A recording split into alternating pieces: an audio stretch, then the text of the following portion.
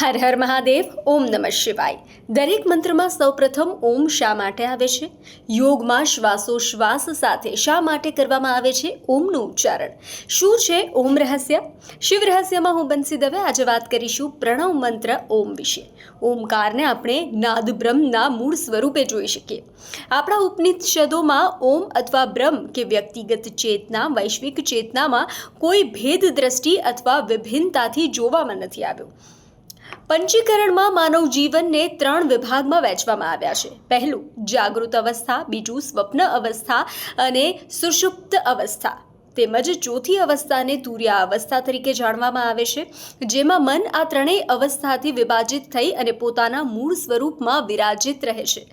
ઓમના ઉચ્ચારણને પણ 3 અક્ષરો એટલે કે અ, ઉ અને મમાં વિભાજિત કરી ઉચ્ચારણ કરવામાં આવે છે.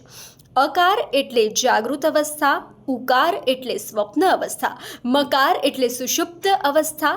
એ જ પ્રમાણે ત્રણેય અક્ષરોને અનુક્રમે સર્જન, પાલન અને સર્જનાત્મક વિસર્જન તરીકે ઉલ્લેખવામાં આવે છે. આ સૃષ્ટિની સતત પ્રક્રિયાના ઇષ્ટદેવ એટલે કે બ્રહ્મા, વિષ્ણુ અને મહેશ. વિશ્વના ટોચના ફિઝિક્સના વૈજ્ઞાનિકોએ તે સ્વીકાર્યું છે કે વિશ્વ એક દૈવી શક્તિનો વિશાળ પુંજ છે.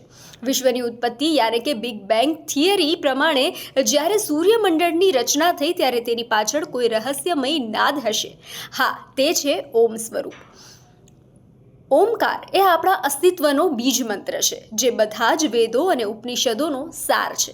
અને એટલે જ ઓમ પૂર્ણમદ પૂર્ણમિદમ પૂર્ણાત પૂર્ણ મુદચ્યતે પૂર્ણસ્ય પૂર્ણમાદાય પૂર્ણમેવાવશિષ્યતે. ઓમ શાંતિ શાંતિ શાંતિ. અર્થાત ઓમ તે અનંત છે અને આ બ્રહ્માંડ અનંત છે. અનંત અનંતમાંથી ઉદ્ભવ્યું છે. પછી અનંત બ્રહ્માંડની અનંતતાને લઈ અને તે અનંત તરીકે જે એકલો રહે છે તે ઓમ છે. અને એટલે જ ઓમ શાંતિ શાંતિ શાંતિ.